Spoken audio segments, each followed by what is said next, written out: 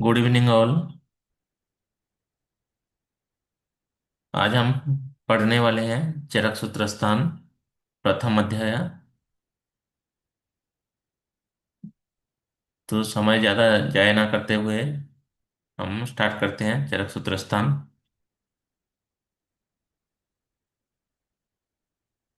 चरक सूत्र स्थान सूत्र स्थान का और भी नाम है, या और भी नाम से हम बोल सकते हैं, जैसे श्लोक स्थान। चरक सूत्र स्थान को और क्या बोल सकते हैं? श्लोक स्थान। और क्या बोल सकते हैं? संग्रह स्थान या फिर शीर स्थान। संग्रह स्थान, श्लोक स्थान, या इसमें थोड़ा गड़बड़ हो रहा है, इसको हम नहीं देखेंगे। ठीक है। तीन नाम हो गया: श्लोक स्थान, संग्रह स्थान और शीर स्थान। उसके बाद आता है प्रथम श्लोक, जो कि क्या है? अथा तो दीर्घजीवित्य अध्यायम वक्ष्यस्यम्। ठीक है। चिरक सूत्र स्थान प्रथम अध्याय का प्रथम श्लोक जो है, अथा तो दीर्घजीवित्य अध्यायम वक्ष्यस्यम्। तो ये जो श्लोक है, ये क्या है?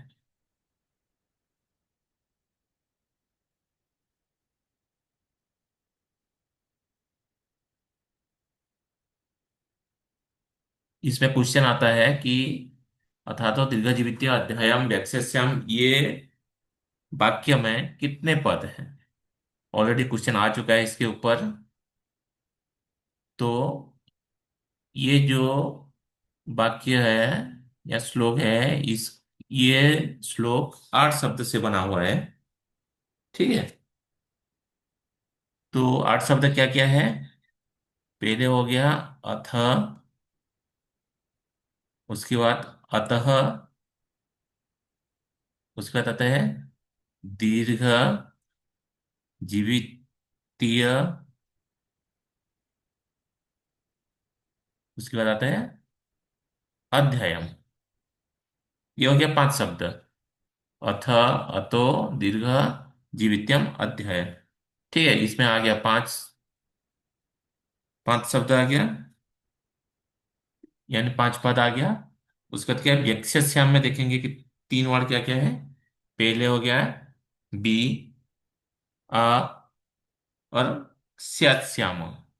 ऐसे करके टोटल 8 पद से बना हुआ है ये श्लोक या ये वाक्य। समझ में आ गया? उसके बाद देखेंगे।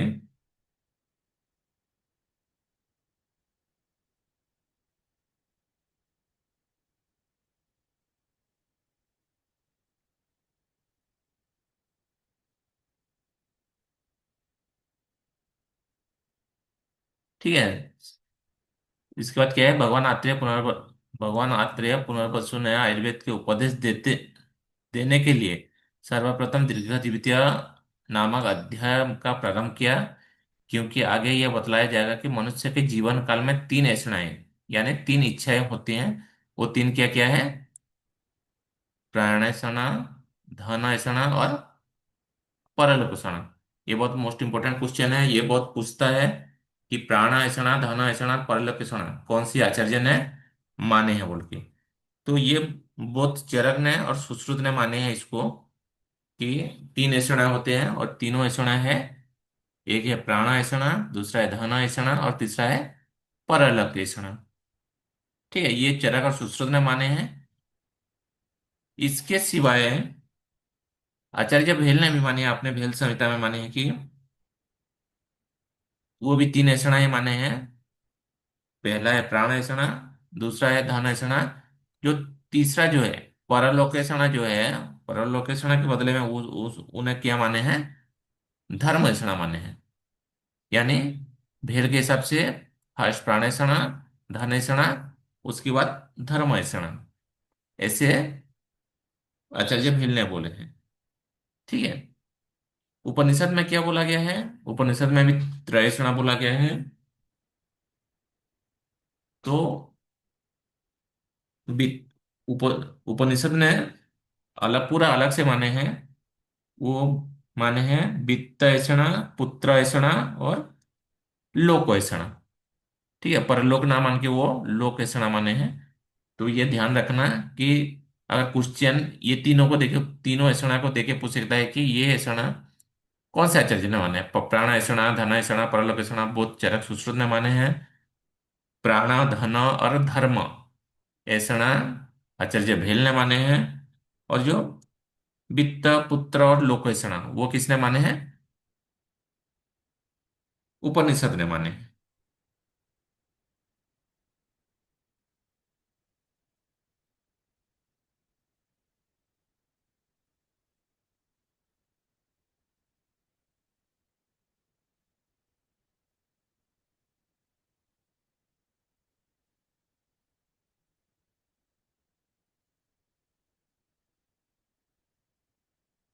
उसके बाद देखेंगे तो आगे क्या है।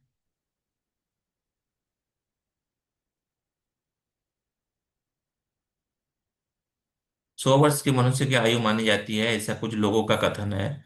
यहाँ पर उचित नहीं मालूम पड़ता, क्योंकि विमान स्थान के दूसरे अध्याय में सतयुग के मनुष्य को, यानी यहाँ से इंपॉर्टेंट है अपना,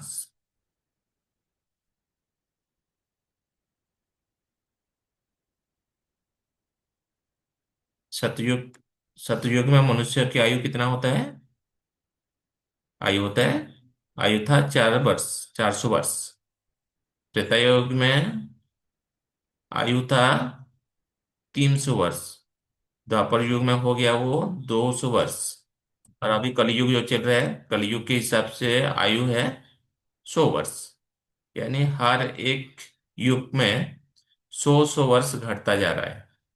पहले था पहले था सतयुग में 400 वर्ष, त्रेता युग में 300 वर्ष, द्वापर युग में 200 वर्ष और कलयुग में 100 वर्ष।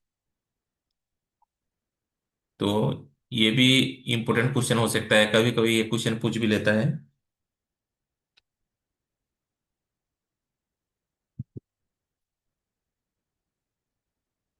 अब एक क्वेश्चन आता है अनुबंध चतुष्टय। ठीक है। तो अनुबंध चतुष्टय क्या क्या है? अनुबंध चतुष्टय है, एक है अभिधेय। ठीक है, पहला हो गया अभिधेय। उसके बाद है प्रयोजन, संबंध और अधिकारी। ठीक है, ऐसे ये चारों को बोला गया है अनुबंध चतुष्टय। क्वेश्चन पूछता है इन अनुबंध चतुष्टय किस किस को बोला गया है। ठीक है, तो अभिधेय, प्रयोजन, संबंध, अधिकारी। ठीक है। या इनमें से तीन देके दूसरा एक एक दे सकता है, इनमें से कौन सा अनुबंध चतुष्टय में नहीं है। तो आपको ये याद रखना है अनुबंध चतुष्टय क्या है: अभिधेय, प्रयोजन, संबंध और अधिकारी। ठीक है। अभिधेय क्या क्या है? अभिधेय है हेतु, दोष, द्रव्य, स्वरूप। ठीक है, स्कंदत्रय तथा रोगों की उत्पत्ति रोकना, यह अभिधेय है। ठीक है, अभिधेय क्या है? हेतु, दोष, द्रव्य, स्वरूप। ये जो है स्कंदत्रय तथा रोगी की उत्पत्ति रोकना, ये अभिधेय है। ठीक है। ऐसे ऐसे क्या है प्रयोजन? प्रयोजन क्या है? धातु साम्य क्रियाचुक्ता तंत्र शास्त्र प्रयोजनम। यानी प्रयोजन क्या है? धातु साम्य रक्षा करना। ठीक है। धातु साम्य के लिए जो कर्म किया जाता है, क्रिया किया जाता है, उसको क्या बोलते हैं? तंत्र का प्रयोजन है, शास्त्र का या तंत्र का प्रयोजन है। ठीक है। जैसे सुश्रुत ने ऑलरेडी बोलिया आतुरस्य विकार, आतुरस्य विकार प्रसव, विकार प्रसव मैंने प्रसादम स्वस्थ से स्वस्थ रक्षणम। सॉरी, सुश्रुत बोले स्वस्थ से स्वस्थ रक्षण, आतुरस्य विकार प्रशमनम च। उसके बाद आता है संबंध। संबंध क्या है? वाच्यवाचक का लक्षण संबंध। आपको ये ज्यादा नहीं याद रखना है, आपको याद रखना है ये चार क्या, अविधेय, प्रयोजन, संबंध और अधिकारी। ठीक है। इसको अनुबंध चतुष्टय इतना भी इतना याद रखने से भी चलेगा। ठीक है। उसके बाद क्या आता है? उसके बाद आता है संहिता के सूत्र स्थान में चार प्रकार के सूत्र का निर्देश किया गया है। ठीक है। चरक संहिता में सूत्र स्थान में चार प्रकार के सूत्र का निर्देश किया गया है। ठीक है। वो क्या है चार? वो चार सूत्र क्या है? एक हो गया है गुरु सूत्र, यानी गुरु अपने अभिमत को जिन वाक्यों से कहता है उसे बोलेंगे गुरु सूत्र। उसके बाद दूसरा है शिष्य सूत्र, यानी गुरु के उपदेश के बाद शिष्य जिस सूत्र से अपने शंकाएं का उपस्थित करता है उसे क्या कहेंगे? शिष्य सूत्र। ठीक है। पहले हो गया गुरु सूत्र, दूसरा हो गया शिष्य सूत्र। ठीक है। उसके बाद तीसरा आता है प्रतिसंस्कृत सूत्र। संस्कृत सूत्र। ठीक है। जो प्रतिसंस्कर्ता के द्वारा उपस्थित किए जाते हैं, जो प्रतिसंस्कर्ता के द्वारा उपस्थित किया जाएगा, उस या जो बाद में उसमें संस्कार किया जाएगा, उसको बोलेंगे प्रतिसंस्कृत सूत्र। और फोर्थ वन जो है वो एकय सूत्र। ठीक है। एकय सूत्र के प्रसंगवश जब कभी किसी स्थान पर अन्य आचार्य के सिद्धांत का उदाहरण दिया जाता है उसे कहते हैं एकय सूत्र। अलग अलग प्रसंग पर अलग अलग दूसरे आचार्यों का जो सिद्धांत का उदाहरण दिया जाता है उसको बोलेंगे हम एकय सूत्र। इस प्रकार से चार सूत्र होते हैं, चरक सूत्र स्थान में वर्णन किया गया है। ठीक है। गुरु सूत्र, शिष्य सूत्र, प्रतिसंस्कृत सूत्र और एकय सूत्र।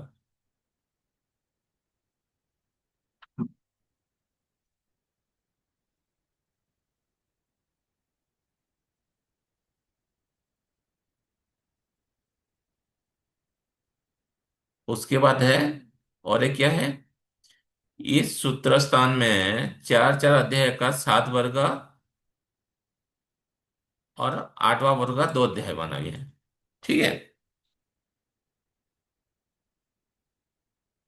तो सूत्र स्थान में टोटल चैप्टर होते हैं, टोटल अध्याय होते हैं 30। 30 में से जो 30 अध्याय होते हैं उनमें से चार चार को लेके क्या बनाया गया है? सात वर्ग बनाया गया है। ठीक है। चार चार को लेके यानी सात, 7 × 4 करेंगे तो 28। 28 जो है वो क्या है? चार चार को लेके सात वर्ग हो गया। बाकी जो बच्चा, यानी 29 और 30 जो चैप्टर या अध्याय बचा, वो दो अध्याय को लेके एक वर्ग बना हुआ है। ठीक है। तो इसमें आप याद कैसे करोगे? ये कभी कभी ये क्वेश्चन में पूछता है कि उसको क्या बोलते हैं? चतुष्क बोलते हैं। चार चार अध्याय को लेके जो वर्ग बनता है उसको चतुष्क बोलते हैं। यानी चरक संहिता सूत्रस्थान में टोटल 7 चतुष्क है, और आठवां जो होता है दो अध्याय को लेके बनाया गया है। ठीक है। तो उसके उसके चतुष्क कैसे याद रखेंगे? पहले हो गया वैसा चतुष्क। ठीक है। पहले हो गया आपका वैसा चतुष्क। नाम याद रख लेना। पहला हो गया वैसा चतुष्क। क्वेश्चन पूछता है, बहुत पूछता है, पहले चतुष्क का नाम क्या है, सेकंड चतुष्क का नाम क्या है, या फिर ये अध्याय या कौन से चतुष्क में आता है। कोई भी अध्याय का नाम दिया दे दिया होगा और पूछेगा कि ये अध्याय कौन से चतुष्क में है। आपको चैप्टर वाइज भी चैप्टर का नाम याद रखना है, कौन सी चैप्टर है वो, और उसी हिसाब से आपको क्या करना है, चैप्टर का नाम याद हो गया तो उसी हिसाब से आप चतुष्क का नाम भी याद रख, कौन से चतुष्क में है वो भी याद रख सकते हो। ठीक है। तो पहला हो गया वैसे चतुष्क, दूसरा हो गया स्वस्थ चतुष्क, यानी चतुष्क यानी चार, यानी पहले वैसे चतुष्क जो है उसमें चार अध्याय रहेगा। ठीक है। प्रथम चार जो अध्याय है वही रहेगा। उसके बाद क्या है? स्वस्थ चतुष्क। ठीक है। स्वास्थ्य चतुष्क में पांचवें अध्याय से लेके आठवें अध्याय तक रहेगा। उसके बाद है निर्देश चतुष्क। ठीक है। निर्देश चतुष्क में नववीं अध्याय से लेके 12वीं अध्याय तक रहेगा। फिर आएगा कल्पना चतुष्क, 13 से लेके 16 तक। फिर आएगा रघु चतुष्क, जो पांचवी चतुष्क है उसमें रहेगा 17 से लेके 20 तक। योजना चतुष्क में 21 से 24 तक। अन्नपूर्णा चतुष्क में 25 से 28 तक। बाकी जो अध्याय बच गया दो, 29 और 30, वो आएगा संग्रह द्वय में। ठीक है। ऐसे करके 7 चतुष्क और दो संग्रह द्वय। दो लास्ट जो चैप्टर है उसको हम संग्रह द्वय बोलेंगे। ठीक है।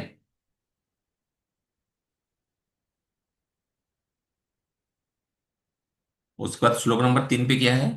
दीर्घ जीवित्यम अन्विच्छन् भरद्वाज उपागमत्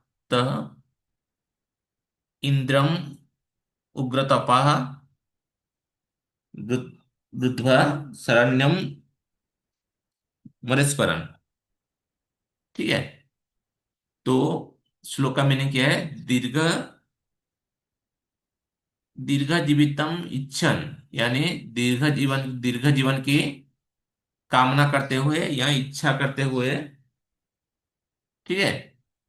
भरद्वाज उपागमन, भरद्वाज कहाँ पहुंचे? इंद्रम उग्रतपा। ठीक है। यहाँ पर उग्रतपा मीन्स क्या है?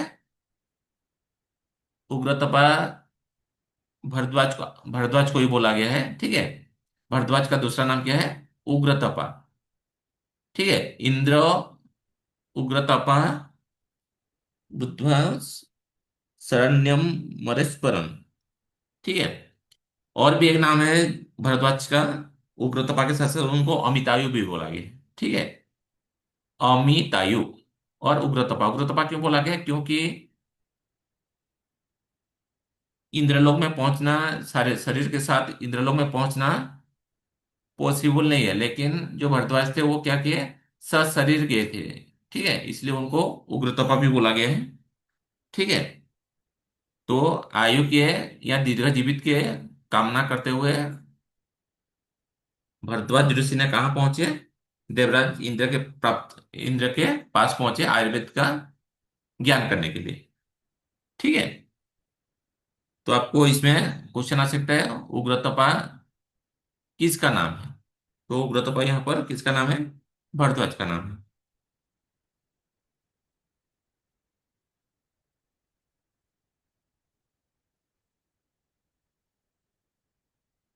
इसके बाद क्या है? आयुर्वेद के अवतरण बोला गया है। फोर्थ और फिफ्थ नंबर श्लोक में क्या बोला गया है?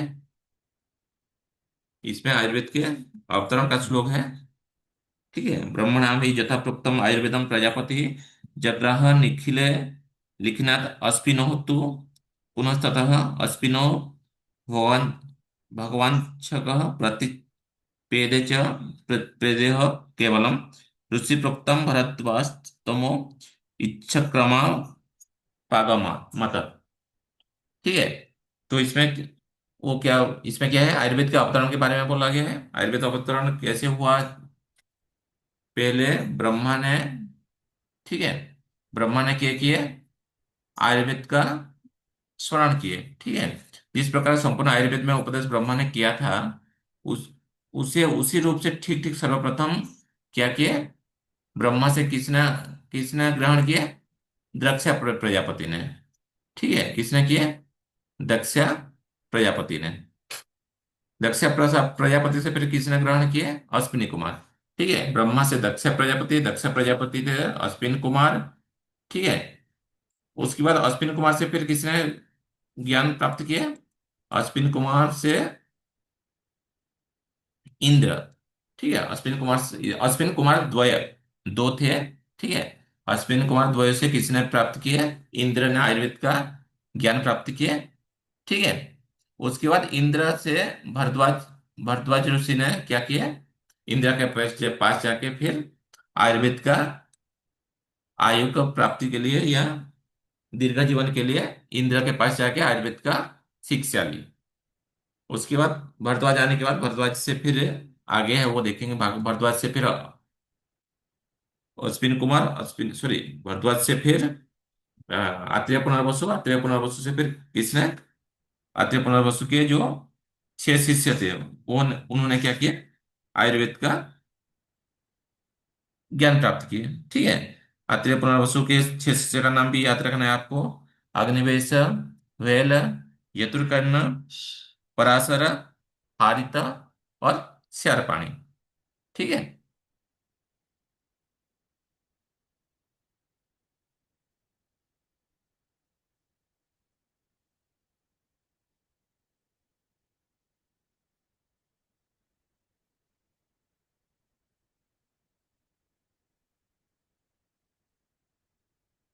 उसके बाद आते हैं श्लोक नंबर 7 पे। ठीक है। तो यहाँ पे क्या इंपॉर्टेंट है, 7 श्लोक पे इंपॉर्टेंट है, पार्श्वे हिमवत शुभे, यानी जो प्रथम अध्याय में जो क्या हुआ था, संभाषा परिषद हुआ था किसके ऊपर, आयुर्वेद के अवतरण के ऊपर, यानी कौन जाएगा क्या, कौन जाएगा इंद्र के पास ये करने के लिए, वो सब जो भी संभाषा परिषद हुआ था। ठीक है।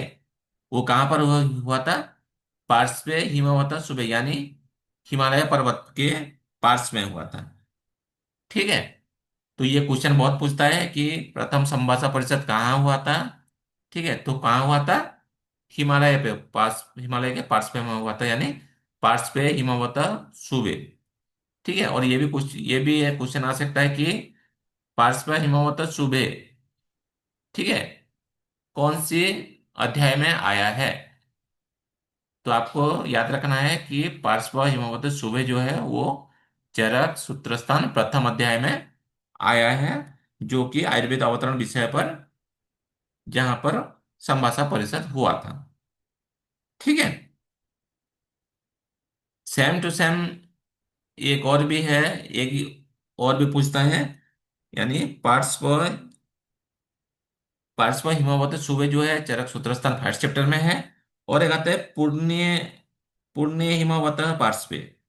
ठीक है, पुण्य हिमवत पार्श्व।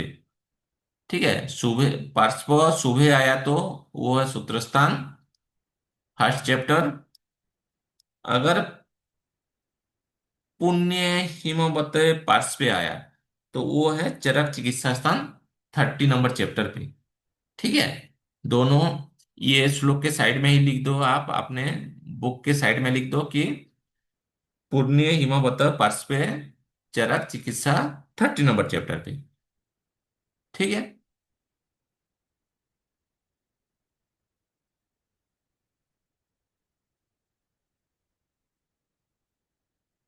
इसके बाद क्या है, यहाँ पर सभी कौन कौन सी ऋषि ने पार्टिसिपेट किए थे समासा परिषद में। ठीक है। वो आपने को सबका नाम याद नहीं रखना है, टोटल याद रखना है। 53 महर्षि उसमें पार्टिसिपेट किए थे। ठीक है। 53 महर्षि ने यहाँ पर पार्टिसिपेट किए थे। ठीक है। कौन से, प्रथम संभाषा परिषद में। ठीक है। उसके बाद क्या है, धर्मार्थ काम मोक्ष, मोक्षाणाम आरोग्यम मूलम उत्तरम। ठीक है। तो ये हम नेक्स्ट क्लास पढ़ेंगे। आज के लिए इतना ही। ठीक है। धन्यवाद। Good night.